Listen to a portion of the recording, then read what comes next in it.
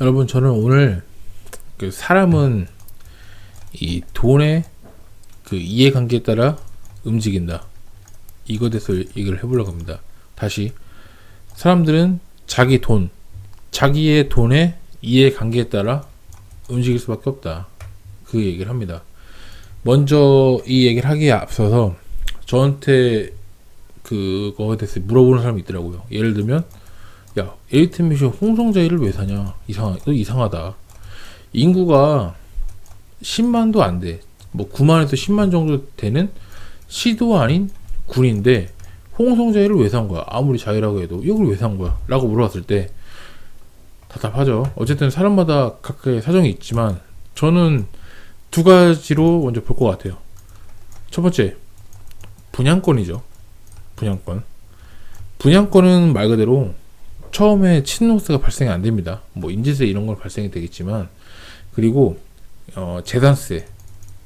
왜냐면은 완벽하게 뭐 아파트 지은 게 아니기 때문에 재산세가 발생이 안 되죠. 발생이 안 되고, 기본적으로 뭐 종부세 대상도 안 되고, 그런 해당이 안 되는데 결론적으로 나중에 가서 뭐 정리할 수도 있고, 그런 매력이 있는 부분이 있죠. 근데 사람들은 그거에 대해서 잘 모르고 한다. 그리고 막말로 두 번째, 10만도 안 되는 소도시에다가 여기를 왜 했냐 라고 물어봤을 때 그거는 그 사람의 거기까지 한계인 겁니다.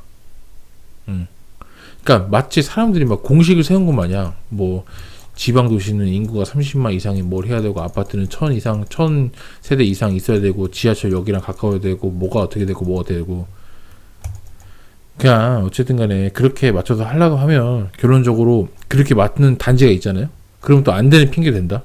뭐 돈이 없다, 그만큼 또 많이 올랐다. 결론적으로 어쨌든 간에 인구가 10만이 되든 10만이 넘든 30만이 되든 1000만이 되든 간에 10만이 넘는 도시도 오를 수도 있고 내릴 수도 있고, 올 수도 있고 내릴 수도 있고, 다 그런 겁니다. 어쨌든 간에 본인의 선택이고, 투자는 어쨌든 본인의 잘잘못에 있기 때문에 그걸 염두에 두시고, 어쨌든 투자는 자기가 행동했기 때문에 돈에 따라 움직인다. 그거는 간단하게 넘어가고, 자, 오늘은 이번 3월 9일날 있었던 대선에 대해서 좀 얘기를 해보려고 하는데, 강주 아시죠? 강주광역시. 강주광역시에서 거의 이재명 후보가 압도적이에요. 예를 들면 88%, 뭐 90% 나오는, 거의 88에서 98 나오는 거의 압도적으로 이재명 후보가 유력시 됐는데, 그것도 강주광역시, 그러니까 전라도, 전라북도 다 마찬가지입니다. 근데 전라도 쪽에서 이 강주광역시에서 윤석열 후보를 39% 찍은 데가 있어요. 39%. 어마어마한 수치입니다. 왜냐면 보통 12%, 뭐 13%, 뭐 11%, 뭐 이렇게 나왔기 때문에, 그게 아니라 39%면은 진짜 뭐 3배 정도 나온 거예요. 대단한 겁니다. 박근혜 11%, 홍준표 2%밖에 안 주는데, 어쨌든 봉선 이밀, 봉선 이동 주민들이 준 거죠. 봉선 이동은 제가 지난번에 강주광역시 소개를 해드렸지만, 뭐 여긴 뭐였죠? 강주의 대치동입니다. 그러니까 교육적으로 학원가가 많고 그런 인프라들이 형성이 된 곳입니다. 교육열이 뛰어난 곳입니다. 강주광역시 내에서도. 왜 그런지 보더니 5년새 집값이 뛰어온 거 좋은데, 종부세 대상이 1주택자까지 나오자 이쪽에서는 38%가 윤석열 후보의 공약에 걸었다. 왜냐면은 보시면 아시겠지만 이 지역은 2000년대 조성된 신도시로 강주의 고가 아파트가 밀집해 있다. 그러니까 봉남, 봉선동 그 밑에 쪽, 그 다음에 봉북, 북쪽 이렇게 지역이 돼 있는데, 일단은 오투표소 지역은 봉남의 핵심 동네를 평가된다. 어쨌든 간에 이 아파트들이 굉장히 이제 고가의 아파트들이 많은데, 이쪽에서 무려 38% 거의 40%에 육박하는 걸 찍은 거예요. 왜? 종부세 나오니까 사람들은 어쨌든 간에 자신의 그런 이해관계, 돈에 따라 움직인다는 거를 여기서 아무리 이데올리 이념 강조하는 이 강주광역시 내에서도 이거를 증명하게 된 겁니다. 저는 깜짝 놀랐어요. 강주광역시에서 윤석열 후보가 이렇게 이 동에서는 유난히 많이 나왔던 건, 이 이념보다 더 무서운 건 결국은 뭐다? 이 돈.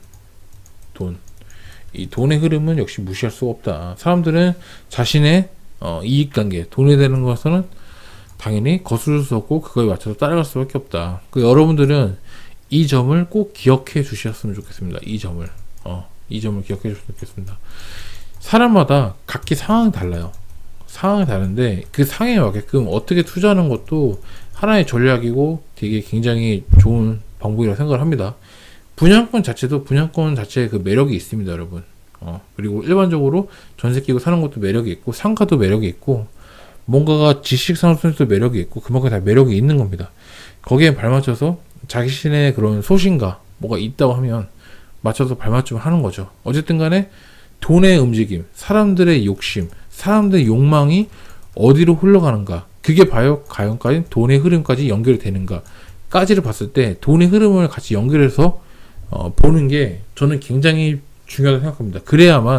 그래야만 여러분들의 투자의 방향이라든지 내가 어떻게 흘러가는지, 어떤 플로우로 가는지 그런 것들을 하나하나 다 따져볼 수 있을 것 같아요. 그래서 꼭 이 뉴스는 제가 좀 의미가 있는 뉴스일 것 같아서 일단은 여러분들에게 꼭 공유를 하고 싶었습니다. 예. 도움 많이 되셨으면 좋겠고요.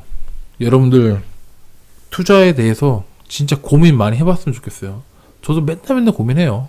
하루에도 진짜 몇 번씩 계속 아침부터 저녁까지 잠잘 때까지 고민 많이 합니다. 그래서 그런 생각들이 정리를 하고 그 다음에 생각들이 정리가 되면 가설을 때리고요. 가설을 때리면 검증을 들어갑니다. 검증이 들어가면 바로 이제 수정을 하든지 다시 또 더 학습을 해서 진화를 하든지 그런 식으로 해서 다시 돌아오든지 이거를 끊임없이 반복을 합니다. 반복을 했기 때문에 진짜 바닥에서 위까지 갈 수 있는 겁니다, 여러분. 명심하십시오. 계속 해야 됩니다, 여러분. 계속 돈이 없다고 불평불만 하기보다는 계속적으로 뭔가 움직여야 됩니다. 행동하다 보면 자꾸 안 하던 생각도 더 되게 되고 시야도 넓어지고 자꾸 머리도 맑아지고 계속 하게 됩니다. 계속 하다 보면 주변에 도와주는 사람도 있기 마련이고 도와주는 사람도 있다 보니 같이 맞물려서 시너지 효과가 나는 거고 계속적으로 선순환의 구조가 되는 겁니다. 같이 움직이십시오, 여러분. 같이 움직이다 보면 무조건 하게 돼 있습니다. 그래서 주변에 공부할 때도 보면 주변에 공부 안 하는 사람들끼리 몰려있으면 공부 안 하게 되거든요. 근데 공부하다 보면 분위기가 그렇게 휩쓸리니까 그렇게 가는 거예요. 그러니까 이 동네가 당연히 그렇게 비싸겠죠. 학원가도 있고 공부 열심히 하는 친구도 있으니까. 마치 이 엘리트 앰비션 그 구독자분들도 어느 정도 투자에 관심이 있으니까 얘기 들었겠죠. 그러니까 이런 분위기를 살려야 됩니다. 계속적으로 으쌰으쌰. 그러니까 남들 하는 얘기는 다 들을 필요 없어요. 내가 믿고 싶은 대로 그냥 믿고 가는 거지. 안 그러겠습니까, 여러분? 자, 아무튼 그래요. 아무튼 광주시 윤석열 39% 찍은 건 의미가 있다. 이 점을 좀 마무리를 하면서 영상 이대로 마치도록 하겠습니다. 시청해주셔서 감사합니다. 다음에도 더 좋은 영상으로 찾아뵙겠습니다. 감사합니다.